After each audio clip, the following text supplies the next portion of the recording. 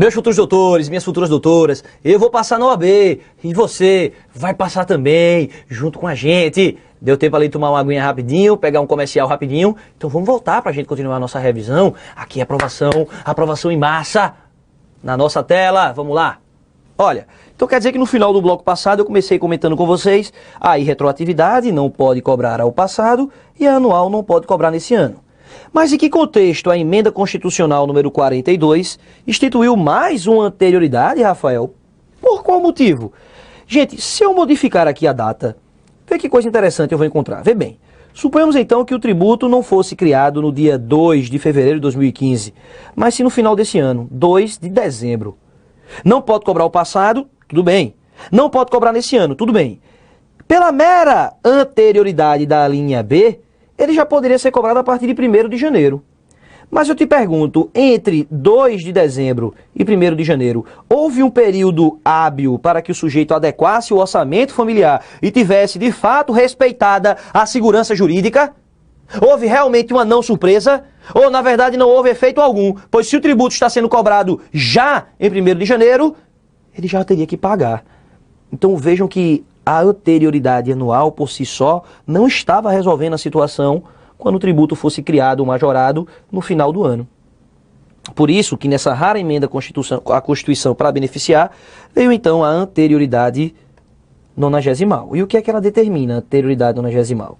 Ela vai determinar simplesmente o seguinte: além de respeitar a anual, dessa mesma data aqui da publicação, também vamos contar 90 dias. 90 dias, pelo menos, para que o sujeito possa então ter início o dever de pagar o tributo.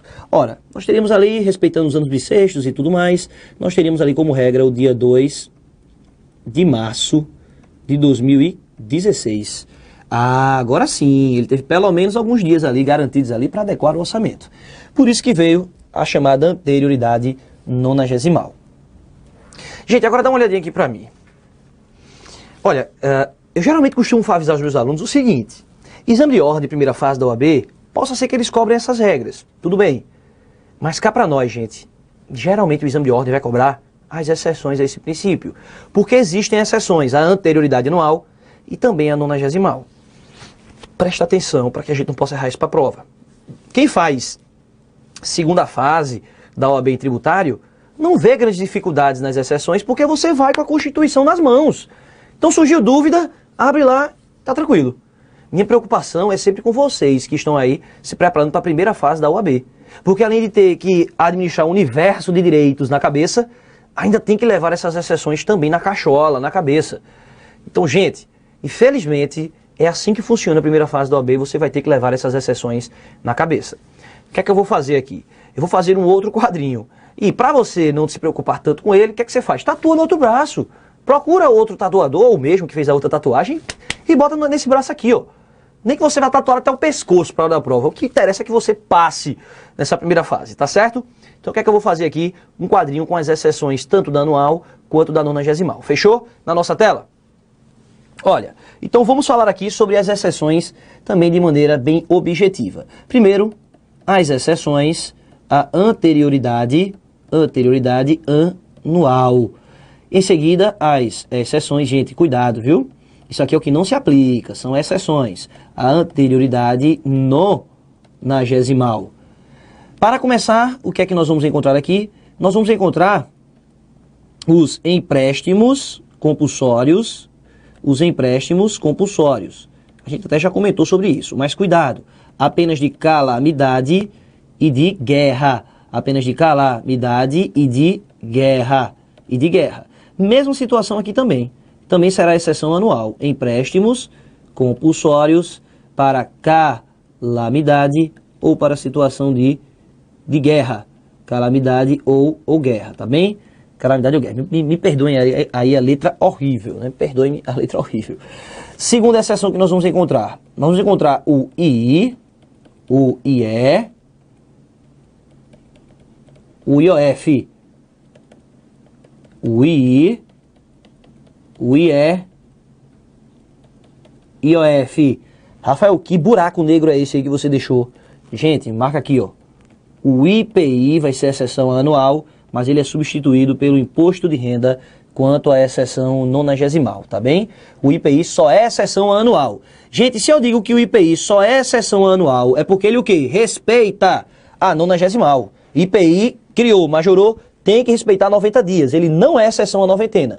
Ele só é exceção anual. Por exemplo, se o IPI for modificado aqui, ó, em 2015, ainda que no começo do ano, 2 de janeiro, por exemplo, de fevereiro, por exemplo, ele só precisa respeitar 90 dias. Não precisa passar para o próximo ano, não. Ele pode ser cobrado ainda em 2015, tá? Dando sequência, o que mais nós encontramos aqui? Ora, terceira situação aqui, terceira daqui, o imposto extraordinário de guerra. Imposto extraordinário de guerra. Como a quarta situação aqui, a quinta e a sexta, essas próximas aqui, não vão se repetir no lado de lá, não. Aqui nós vamos encontrar as chamadas contribuições residuais. Nós vamos encontrar aqui a CID e o ICMS, ambos combustíveis. CID e ICMS combustíveis. Já do lado de cá nós vamos encontrar, presta atenção, é base de cálculo. Isso aqui é base de cálculo. De que, Rafael? A base de cálculo do IPVA e do IPTU. Apenas a base de cálculo. Apenas a base de cálculo. Fechado? Então, gente, essas são as exceções, de maneira bem prática, bem objetiva, que vocês vão ter que levar para um tatuador de confiança e tatuar isso aí no peito, no braço, na batata da perna, mas vai ter que fazer uma tatuagem disso, tá? Claro, não faça uma tatuagem com essa letra horrível minha, tá? Faça uma tatuagem com a letra bonitinha, beleza? Olha, acreditem, com isso aqui a gente já consegue responder mais uma questão do nosso material. Vamos nessa.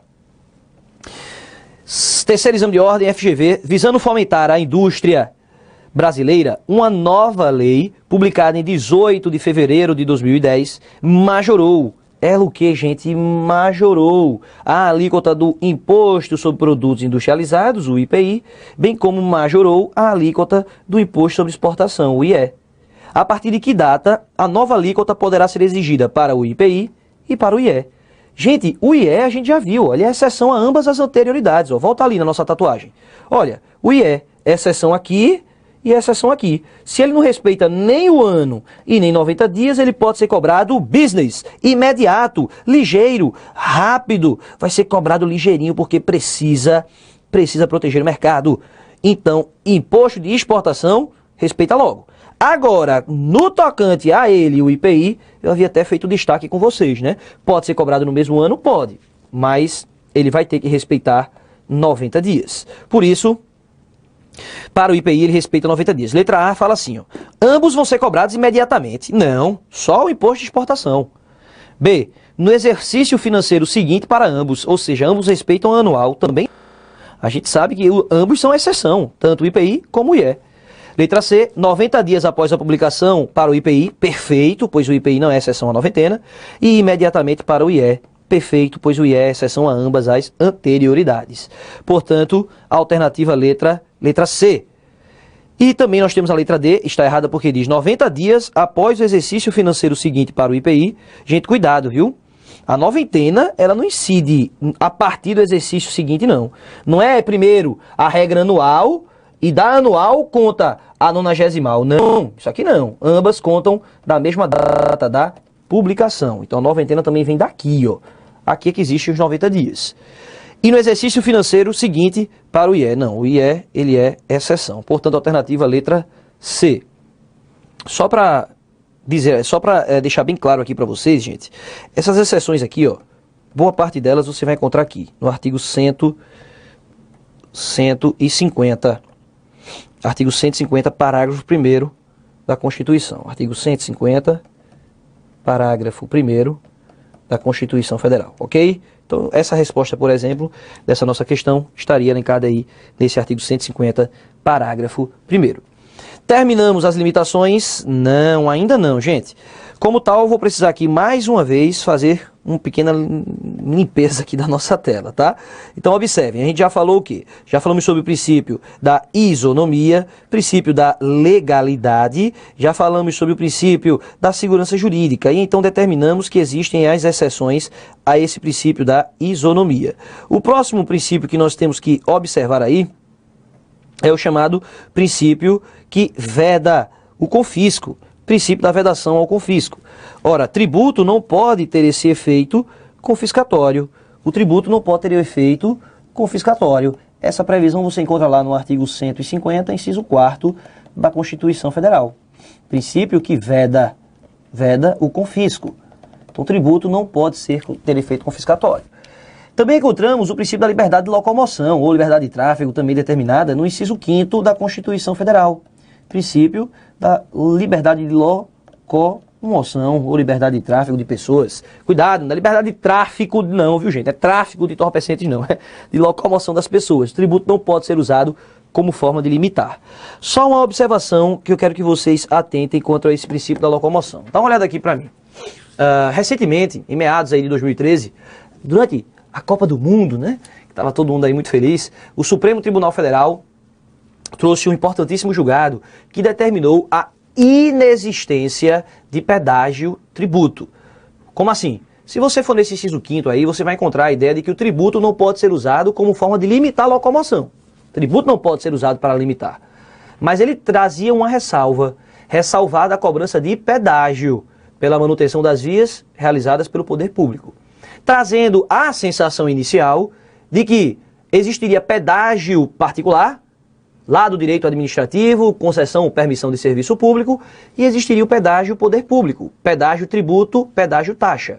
Hoje não existe mais, tá? O Supremo Tribunal Federal hoje já determinou que pedágio somente tem característica de direito administrativo, preço público, tarifa. Pedágio não é tributo, pedágio não é tributo. Por isso, o dispositivo diz que o tributo não pode ser usado como forma de limitar a locomoção, não comporta exceções, porque o que ele trazia como exceção não é tributo. Se não é tributo, não seria exceção a essa regra.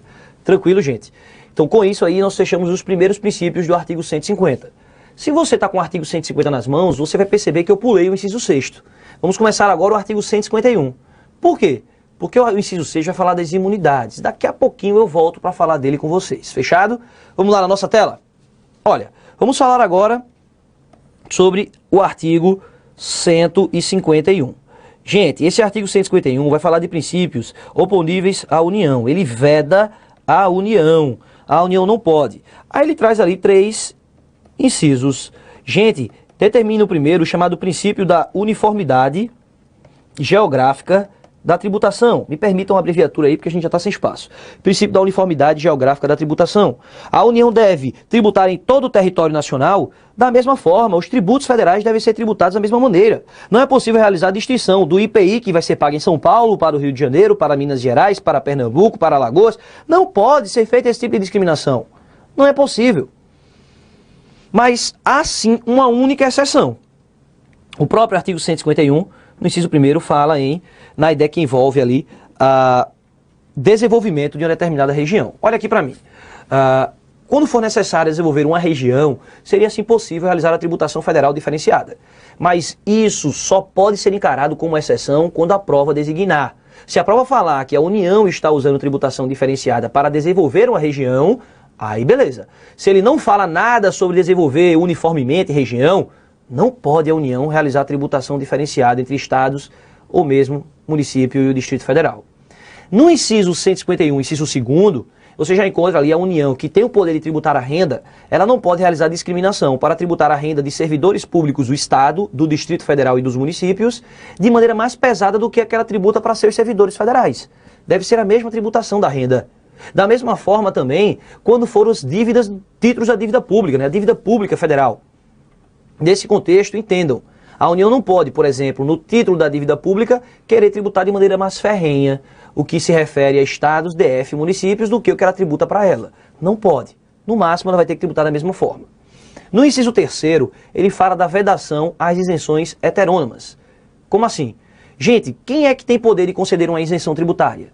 Quem tem a competência para criar o tributo, óbvio. Como assim? Ora, se eu digo que o Estado da Paraíba tem sua lei de IPVA, quem pode conceder a isenção de IPVA é o Estado da Paraíba.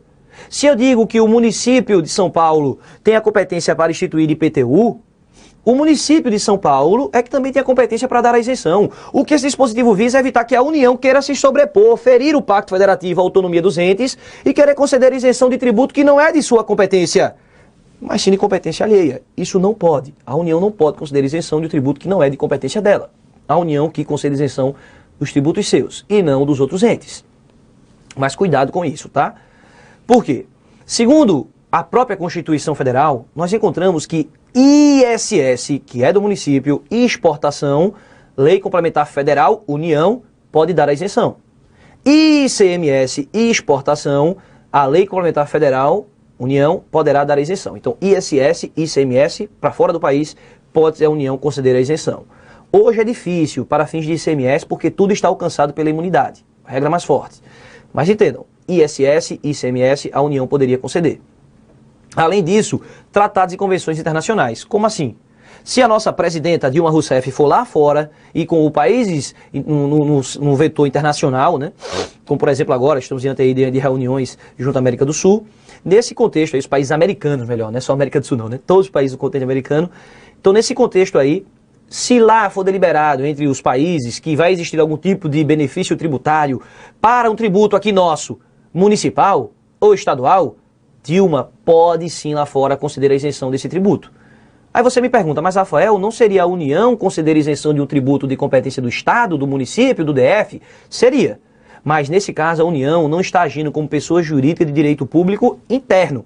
Nesse caso, Dilma seria apenas chefe de governo, então ela não poderia. Mas quando Dilma vai lá fora, ela está representando a União, pessoa jurídica de direito público externo. E como tal, ela passa de chefe de governo a ser chefe de Estado. E como tal, ela fala em nome de toda a soberania nacional. Ela tem sim esse poder de ir lá fora e conceder esse tipo de isenção. Beleza? Então cuidado com essas situações pontuais.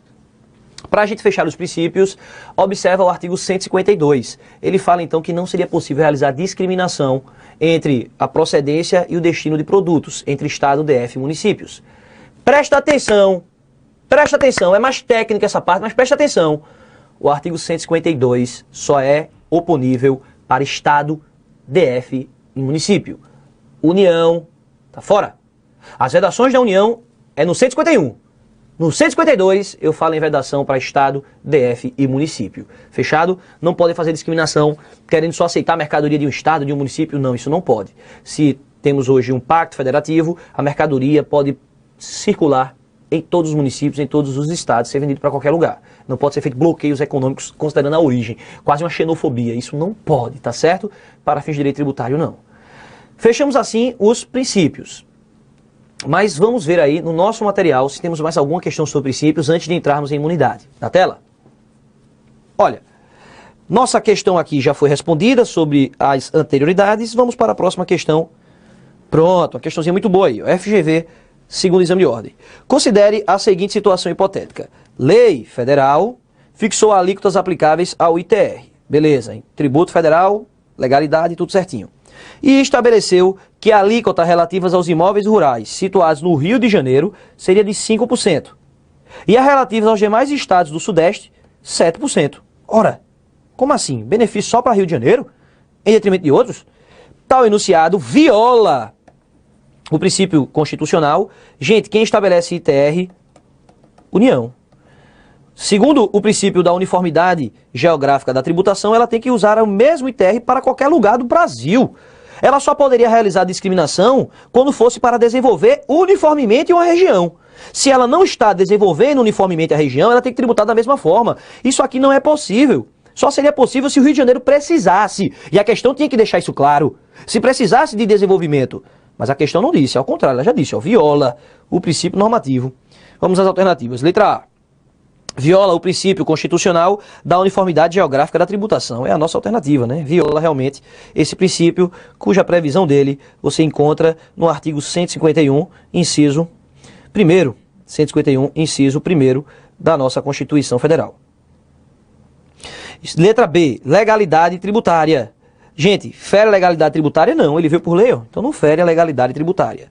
Liberdade de tráfego? Também não. Ora, seria usar o tributo como forma de limitar a locomoção. Aqui não tem nada a ver com isso. E letra D, da não diferenciação tributária entre a procedência e destino do produto. Isso aqui não é oponível à União. Isso aqui é oponível para Estado, DF e municípios. E isso aqui é a redação do artigo 152, só é oponível para DF, Estados e municípios. A alternativa, portanto, ficaria realmente na letra A de amor, artigo 151, inciso 1º da nossa Constituição Federal. Vamos aí então à nossa próxima questão. Terceiro exame de ordem, a imunidade recíproca impede que... vamos falar sobre imunidades tributárias. Gente, havia dito a vocês que dentre essas limitações ao poder de tributar, nós vamos encontrar, além dos princípios, também as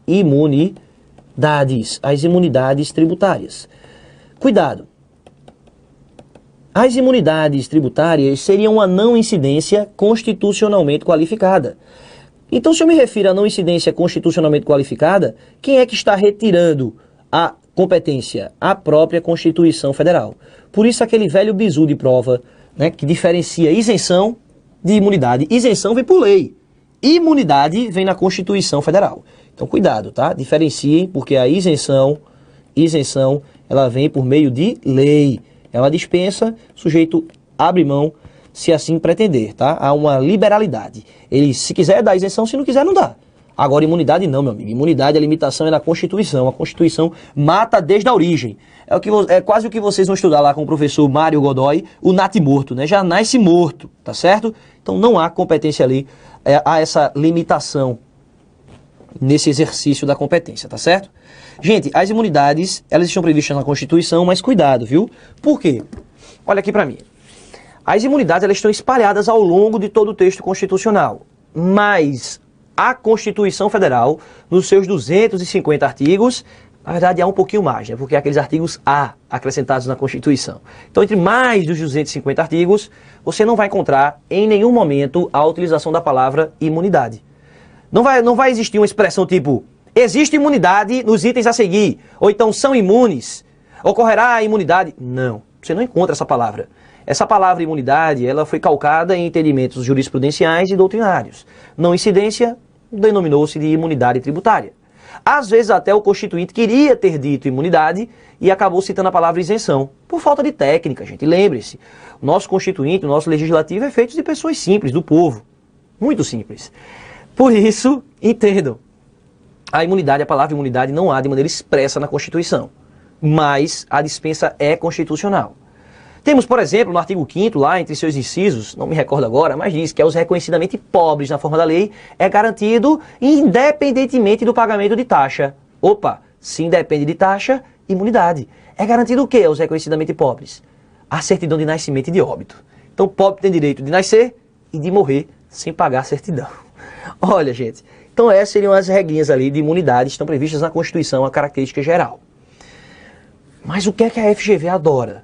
As imunidades específicas dos impostos. Essas são campeoníssimas. Cobram muito, gente. Cobram tanto que eu separei essas questões pra gente ver. Separei, inclusive, 2 questões e mais uma aí que eu criei para que a gente não caia nessa pegadinha. Quais são essas imunidades dos impostos? Joga na nossa tela aí. Olha, para que vocês possam entender a imunidade dos impostos, o que é que eu quero que vocês percebam? As imunidades dos impostos, de maneira genérica, elas vão estar previstas no artigo 150, inciso 6º, da Constituição Federal. Disse a vocês que a gente voltava para o inciso 6º. Então nós temos ali as imunidades dos impostos. Presta atenção, porque a prova vai querer chamar a imunidade dos tributos. Não. Impostos é apenas uma das espécies tributárias. Eu não estou falando que a imunidade é do gênero, a imunidade é da espécie. Pode cobrar taxa? Pode. Pode cobrar contribuição de melhoria? Pode. Empréstimo compulsório? Pode. O que não pode cobrar são impostos, imunidades. Aí nós temos ali, agora, 5 alíneas. Alíneas A, B, C, a linha D e a novel, a linha E. Viu? No finalzinho aí de 2013, tá? A linha E. O que é que nós vamos encontrar na linha A? A imunidade recíproca. Não podem cobrar impostos. Recíproca. Quem é que não podem cobrar impostos entre si? União, Estado, Distrito Federal e municípios. Eles não podem cobrar entre eles impostos. Por qual motivo? Para prestigiar a autonomia dos entes. Evitar que um ente queira se sobrepor sobre outro e, com essa sobreposição, queira cobrar impostos. Não, isso não é possível. Não é possível cobrança de impostos entre si. Além deles, o parágrafo 2º do artigo 150 ainda acrescentou outros dois entes que nós precisamos relembrar. Que entes são esses? Eu estou falando das autarquias e das fundações públicas. Autarquias e fundações públicas no que concerne ao patrimônio, renda e serviços vinculados às suas finalidades essenciais ou delas decorrentes. Além desses, mais alguém, Rafael? Gente, muita atenção a isso, tá? Além desses, olha quem é que eu vou incluir aqui, ó. Eu vou incluir a sociedade de economia mista e a empresa pública, mas essas duas não estão na Constituição. São jurisprudências do Supremo Tribunal Federal, que determinou quando elas forem o quê? Prestadoras de serviços públicos. Públicos. Como assim? Gente, dá uma olhadinha aqui para mim. Vê bem. Primeiramente, nós temos a ideia da imunidade da União, Estado, DF, município, autarquia e fundação pública, porque estão agindo, estão atuando em prol do interesse público. Mas quando eu falo em sociedade, economia mista e empresa pública, a gente lembra logo que elas são criadas, segundo o artigo 173, para os imperativos da ordem econômica, né? Mas algumas empresas públicas e algumas sociedades de economia mista, apesar de serem empresa pública e sociedade de economia mista, elas estão, na verdade, explorando atividade de serviço público. Tipo, os Correios. Olha, os Correios estariam prestando uma atividade que, segundo o artigo 21, inciso 10 da Constituição, é dever da União. A União criou uma empresa pública e explora um serviço público. Então, como tal, os Correios também são enquadrados como imunes, porque estão prestando serviço público. Sociedade de economia mista, algumas situações também como Sabesp, Caerd, entre tantas outras, que apesar de serem sociedades de economia mista, prestam verdadeiros serviços públicos. E como tal, também passam a gozar dessa imunidade. Beleza? Na tela? Olha, na linha B, qual é o destaque que nós merecemos realizar aí? A imunidade que eu falo agora é a imunidade religiosa. Imunidade religiosa. Gente, muita atenção, tá? Aqui eu não estou falando da religião apenas a católica. Eu estou falando de qualquer religião. Também não é apenas aquelas que venham do cristianismo. Não. Qualquer religião que preza amor ao próximo, que sabe que é interessante ao nosso desenvolvimento social, amor ao próximo, viver coletivamente. Não estou falando daquelas religiões do mal, não, tá, gente? São religiões boazinhas, tá? Então qualquer uma delas aí que você conseguir visualizar como religião, que presta amor ao próximo, pensamento coletivo, passa assim a gozar da religião. O mesmo Estado nosso sendo laico, leigo, não professante uma religião oficial, a gente sabe que a religião é interessante ao desenvolvimento da sociedade. Então por isso eles não pagam impostos. Pagam outras espécies? Sim. Impostos? Não. Só a título de curiosidade, né, a maçonaria, segundo o Supremo Tribunal Federal, entendeu? Ela não é religião, é apenas uma filosofia de vida. E como tal, não goza dessa imunidade, não. A linha C, nós vamos ter a imunidade das instituições. Mas cuidado, que instituições são essas que eu estou me referindo aqui? Eu estou me referindo ao partido político, à fundação do partido político, a entidade sindical dos trabalhadores, a entidade de educação e entidade assistencial sem fins lucrativos. Gente, presta muita atenção a isso, tá? Partido político, fundação do partido político. Para quê? Olha, para poder prestigiar o viés democrático. Para que então o poder que estiver na situação, né, o partido que estiver na situação, não venha suprimir os partidos de oposição com a imposição de impostos. Entidade sindical dos trabalhadores, eu estou falando em trabalhadores unidos jamais serão vencidos. A gente sabe que na classe lá do direito do trabalho, que vocês vão ver aí com a professora Kelly, com o Renzetti, a gente sabe que os trabalhadores só têm vez, voz e vez quando eles se unem. Porque o patrão é que acaba explorando o trabalhador. Então, nesse contexto, entendam, para que os trabalhadores possam se unir e ganhar melhorias no meio do trabalho, as entidades sindicais dos trabalhadores estarão alcançadas pela imunidade dos impostos. O que é que a FGV, o que é que a banca faz, e a CESP fazia muito isso, vai botar a entidade patronal também para gozar da imunidade. Não. Patrão tem dinheiro, patrão tem poder. Patrão não goza de imunidade, não. Entidade de educação e de assistência social sem fins lucrativos. Olha, gente, eu estou falando aqui de entidades de educação. Entidade de assistência social sem fins lucrativos. Educação é direito do poder, dever do poder público, direito de todos. A assistência social também, hospitais filantrópicos, lá que cuidam de idosos, pessoas com deficiência. Então, se você está vendo atribuições do poder público sendo desenvolvidas por particulares, não seria justo que esses particulares tivessem que pagar impostos, porque você estaria onerando uma atividade que deveria ser feita pelo próprio ente. Então, valentes desse critério, também passaram a gozar dessa imunidade. Beleza? No nosso material, imunidade cultural. Imunidade cultural é a nossa próxima imunidade. Como assim? Ora, não vai incidir sobre os livros, jornais, periódicos e o papel destinado à sua impressão. Como assim? Baratear os meios de acesso à cultura. A gente sabe que no país como nosso as pessoas leem pouco, falam muito. Então é preciso fomentar a leitura para que assim as pessoas possam conseguir um desenvolvimento intelectual mais avançado. E uma das formas de desenvolver isso é barateando os meios de acesso à cultura. Barateando, então, os livros. A gente sabe que mesmo com essa imunidade, não incidindo os impostos, ainda assim os livros chegam muito caros, né? Mas mesmo assim há esse benefício da imunidade. Livro, jornal, periódico e o papel destinado à sua impressão. Rafael, e os livros em meios digitais? Pouco provável que isso caia na tua prova. Por qual motivo? Simplesmente porque hoje nós temos aí em votação no Supremo Tribunal Federal 5 votos já aprovados para querer conceder essa imunidade. Mas ainda não foi dada a imunidade em livros em meios digitais. Talvez no próximo curso que eu venha gravar, aqui no Eu Vou Passar, a imunidade em livro digital já tenha sido alcançada. Por enquanto ainda não, ainda está em votação. E por fim, a novidade que veio através da emenda constitucional número 75, eu estou falando da imunidade que envolve ali obras musicais nacionais. Como assim? Gente, um grande setor aí, o setor melhor da indústria artística nacional, né, de música, né, o setor musical, pressionou a aprovação dessa PEC, que acabou sendo acrescentado aí para não incidir os impostos. Não vai incidir impostos sobre o quê? Não vai incidir impostos sobre essas músicas. Como assim? Ele fala, gente, em obras feitas por brasileiros ou então interpretadas por ele. Por isso, muita atenção, tá? Base física, o CD, o DVD, o Blu-ray, até mesmo só a música em meio digital, também vai gozar dessa imunidade, mas que a gente tem que sempre analisar é o elemento nacional, é um dos polos. Como assim um dos polos? Para que você consiga entender de maneira plena, e para a gente fechar esse bloco, eu vou fazer um quadrinho aqui bem pequenininho, tá? Vai na nossa tela aí. Olha bem, observa. Suponhamos então que aqui nós estamos aqui diante de um quadrinho que fala em autor da obra e o intérprete dessa obra. Autor e intérprete da obra.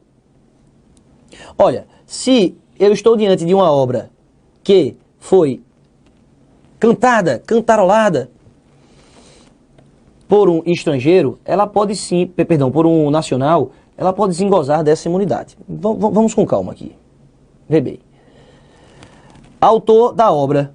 O autor da obra foi o nacional, um brasileiro. Quem interpretou também foi o nacional, também foi o brasileiro. Goza da imunidade? Sim, goza da imunidade. Quem fez a obra, quem fez a música e quem interpretou. Agora, se eu estou diante de um autor estrangeiro, vai ter imunidade? Sim, desde que o quê? Desde que a obra venha a ser interpretada pelo nacional. E se eu estiver diante da situação inversa, Rafael, como assim? Ora, o intérprete foi estrangeiro, mas a música que ele está cantando, ela é nacional. Goza da imunidade também. Então quem é que fica fora? Quem fica fora, gente, é aquele estrangeiro que interpreta a música estrangeira. Tá fora. Estou falando aqui, por exemplo, do Roberto Carlos cantando a música dele, as canções que ele mesmo compõe. Goza da imunidade? Goza. Eu estou falando aqui, por exemplo, do Roberto Carlos interpretando a música do Julio Iglesias. Ora, ele também vai gozar da imunidade. Eu estou falando aqui no sentido inverso agora. O próprio Julio Iglesias cantando a música do Roberto Carlos. Também vai gozar da imunidade? Vai também. Quem fica fora é se ele estivesse cantando, o Julio Iglesias cantando a sua própria canção. Então isso aí estaria fora. Tem que ter esse elemento nacional em um dos polos. Fechado? Gente, esse nosso bloquinho aí já estourou por demais. Então aqui eu vou terminar esse bloco com vocês e a gente analisa as questões do nosso próximo bloco. Fechado? Te aguardo no próximo bloco. Até lá.